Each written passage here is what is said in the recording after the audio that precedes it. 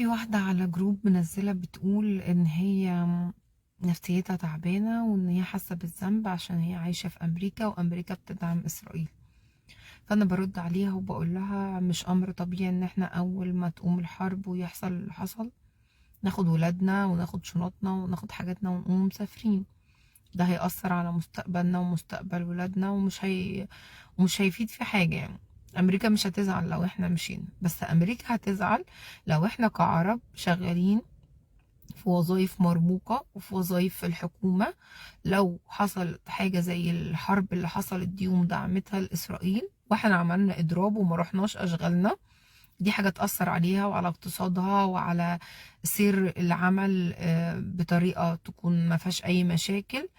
فأتمنى من كل العرب اللي عايشين في أمريكا إن احنا نفكر إن احنا بعد كده نشتغل ونطور من نفسنا، نشتغل في وظائف مرموقة عشان يبقى لنا صوت مسموع في البلد اللي احنا عايشين فيها، ان احنا ندافع عن العرب اللي زينا لو في مشكلة زي المشكلة اللي احنا فيها، ندافع عن فلسطين، ندافع عن حقوقنا، ندافع عن وجودنا كعرب يبقى لنا قيمة. ده مش هيحصل غير لو اثبتنا نفسنا واشتغلنا في اشغال مرموقة.